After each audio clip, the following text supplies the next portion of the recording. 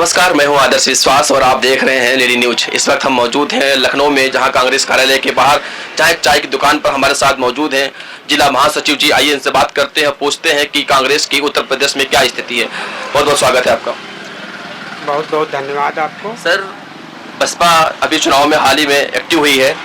Baspa supremo Mayawati के भतीजे हैं आकाश आनंद जी, वो कहते हैं कि केंद्र से 1 रुपये निकलता था और जनता तक 15 पैसे पहुँचते थे।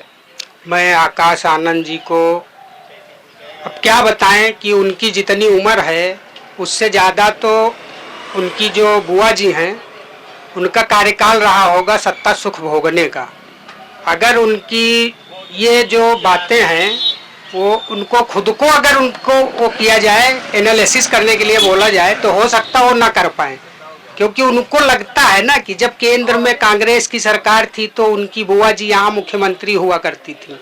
उनको कितना मिला है, उन्होंने उस पैसे से क्या किया है, उनके ऊपर सबसे ज़्यादा तो आरोप यही है कि उन्होंने आय से अधिक संपत्ति का हिसाब ही नहीं दिया है। तो ये जो है, ये बसपा, ये कहावत है गांव में ना, सूप बोले तो बोले चलनी भी बोलने लगी है। अब वो मुद्दों की बात नहीं कर रहे हैं कि उन्होंने जिस समाज के लिए, जिस जाति के लिए, जिस धर्म के लिए उन्होंने इतना बड़ा संगठन को आज उन्होंने नेस्तनाबूद कर दिया, वो उसकी बात नहीं करते कि हमारी कमी कहाँ है। कांग्रेस ने नहीं किया। जैसे पिछले 10 सालों से मोदी जी जो है अपनी पूरी सरकार ही नेहरू जी ने नहीं करने दिया। देश का पहला प्रधानमंत्री और देश का 16वां प्रधानमंत्री, लेकिन नेहरू जी ने कुछ नहीं करने दिया। तो हो सकता है उन्होंने मोदी जी से कोई प्रेरणा ली हो कि हम भी उसी तर्ज पे चल के आगे अपना कुछ भविष्य उज्जवल करेंगे। प्रधानमंत्री बार बार आरोप लगाते हैं कांग्रेस पार्टी पर। वो कहते हैं कि कांग्रेस पार्टी सनातन विरोधी है। देखो, आरोप लगाना तो उनका प्रथम कर्तव्य है, क्योंकि वो भारतीय जनता पार्टी के नेता हैं। तो आरोप लगाने में कोई बुराई नहीं है, उनको लगाना चाहिए, वो बार बार लगाना चाहिए।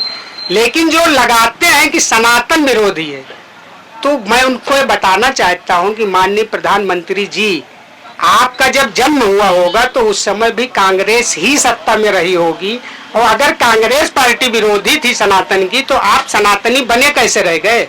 सबसे बड़ा तो सवाल यही है। हो सकता है उनके पिताजी कांग्रेस के सदस्य ही रहे हों, तो जब सदस्यता आपके पास रही होगी तो उस समय आप सनातन के विरोधी के साथ कैसे आपने सरवाइव कर लिया?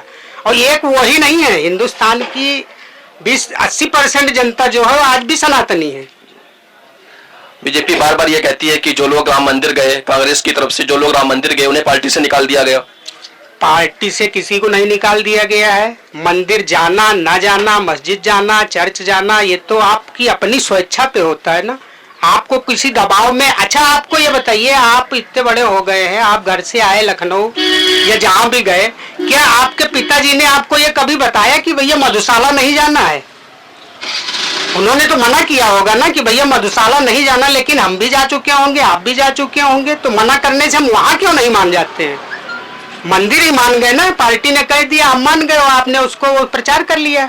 मधुशाला कितने लोगों को मना किया जाता है? इस हिंदुस्तान की विडंबना है। एक काम के 2 विभाग हैं।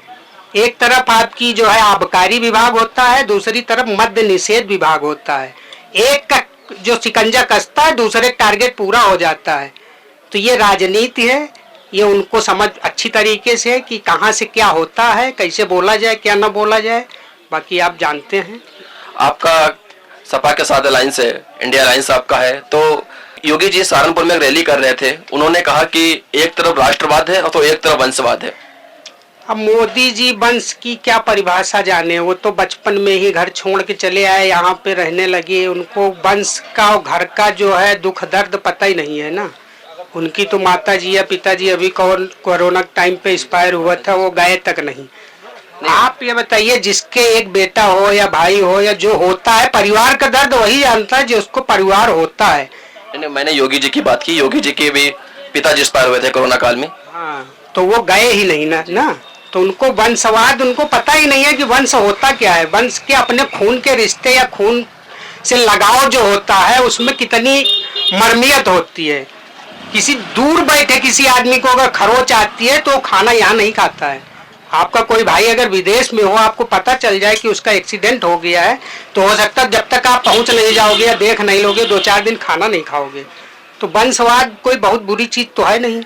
अपनों से सबका लगाव होता है और किसी का वंश छोटा होता है, किसी का बड़ा होता है। तो हमारी जो राष्ट्रीय पार्टी कांग्रेस है उसका वंश बहुत बड़ा है, पूरा हिंदुस्तान नहीं, हमारी पार्टी की शाखाएं तो विदेश में भी हैं। इंडियन ओवरसीज कांग्रेस है जो विदेश में भी काम करती है अपने भारतीय मूल के साथ, जो युवक हैं साथी हैं उनको जोड़ने का। तो हमसे बड़ा वंश उनके पास कहाँ है। भाजपा कह रही है 4 जून 400 पार। अब 4 जून पहले आने दो मित्र, उसके बाद 400 पार होगा या वो खुद पार हो जाएंगे, तड़ी पार हो जाएंगे कि घर से पार हो जाएंगे, ये तो 4 जून का भविष्य है। अभी भविष्य वक्ता तो हम लोग हैं नहीं। बहुत बहुत धन्यवाद। कैमरामैन सुमित के साथ मैं आदर्श विश्वास, द लेडी न्यूज, लखनऊ।